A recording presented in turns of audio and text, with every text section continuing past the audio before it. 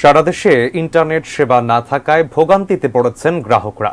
বিকাশ, নগদের মতো অ্যাপস বন্ধ থাকায় লেনদেনে সমস্যায় পড়েছেন লাখ লাখ গ্রাহক। মিটার রিচার্জ করতে না পারায় বিদ্যুৎ বিচ্ছিন্ন হয়ে পড়ার শঙ্কায় আছেন প্রিপেইড মিটার ব্যবহারকারীরা। কখন নাগাদ ইন্টারনেট সেবা ফিরবে তারও আশ্বাস আপাতত নেই। 2 দিন ধরে সীমাহীন ভোগান্তিতে পড়েছেন বিদ্যুতের প্রিপেইড মিটার ব্যবহারকারীরা। বাইরে উত্তাপ, ঘরে বিদ্যুৎ বিচ্ছিন্ন হওয়ার শঙ্কা তাদের। যাদের ইমার্জেন্সি ব্যালেন্সও ফুরিয়ে গেছে, সমস্যাটা তাদের বেশি।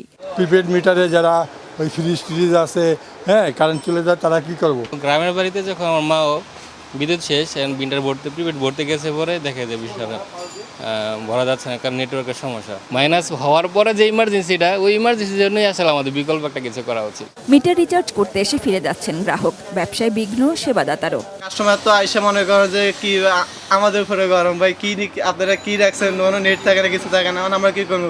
বিদ্যুৎ সেবাদাতা প্রতিষ্ঠান অবশ্য জানাচ্ছে বিষয়টি খেয়াল করছেন তারা, খুব বড় সমস্যা হবে না বলে আশা তাদের। আমাদের ফ্রেন্ডলি আওয়ার চালু আছে, শুক্র শনিবারে কোনো সমস্যা হবে না। যদি দুই একটা সমস্যা হয়, সেক্ষেত্রে আমরা বলছি আমাদের কন্ট্রোল সেন্টারে ফোন করলে আমাদের লোকজন গিয়ে বাইপাস করে দিয়ে আসবে। সংশ্লিষ্ট কন্ট্রোল সেন্টারে ফোন করবো না। যদি আপনি ধরেন ধানমন্ডির আন্ডারে থাকেন, তাহলে ধানমন্ডি এক্সচেঞ্জ অফিসে কমপ্লেন সেন্টারে ফোন করবেন, ওখান থেকে লোক গিয়ে করে দেবে। বিকাশ, নগদ ব্যবহার করতে না পারায় এর ব্যবহারকারীরা পড়েছেন মহা সমস্যায়। যেহেতু নেট সমস্যা হঠাৎ করে শুরু হয়েছে, তাই পূর্ব প্রস্তুতি ছিল না কারোই। টাকা ক্যাশ আউট করতে পারতাছি না, পকেটেও টাকা নাই যে আমরা চলবো। এবার এটা কখন নাগাদ সমাধান হবে, এটার কোনো সোর্স আমরা পাচ্ছি না। ব্যবসায়ীরা তো মাল বেচছে, সাধারণত এখনো বিল দেবো, তাদের এই বিল পাঠাইতে পারতেছে না। এখানেও সেবাদাতারা লোকসানে। ওয়াইফাই বন্ধ, এই জন্য অ্যাপস বন্ধ হয়ে গেছে, এই জন্য লোড দিতে পারছি না মানুষের, তো বিকাশ দিতে পারছি না, বিকাশ মেসেজ যাচ্ছে না। আমরা মোবাইল রিচার্জ করি, ওইটাও আমরা পারতেছি না। আমরা নেটওয়ার্কের সমস্যার কারণে ব্যাংক থেকে যে টাকা ট্রান্সফার করতাম বিকাশে, ওইটাও পারতেছি না। সংশ্লিষ্টরা বলছেন ইন্টারনেট সেবাও দেশের চলমান পরিস্থিতির শিকার। এমন লম্বা সময়ের ইন্টারনেট বিচ্ছিন্নতার অভিজ্ঞতা এই প্রথমবার হচ্ছে দেশবাসীর। ক্ষয়ক্ষতির মাত্রা বেশি, তাই কখন নাগাদ পরিস্থিতি ঠিক হবে এখনই বলা যাচ্ছে না। আপস্ট্রিম থেকে আমাদের সার্ভিসটা বন্ধ।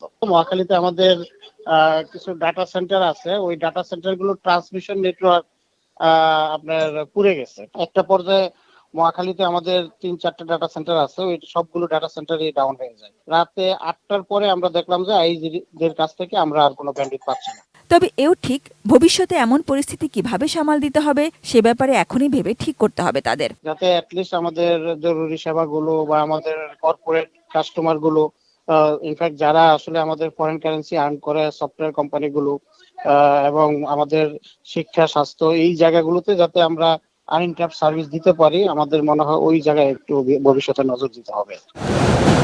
Sajida Sweety, ATN news, Dhaka.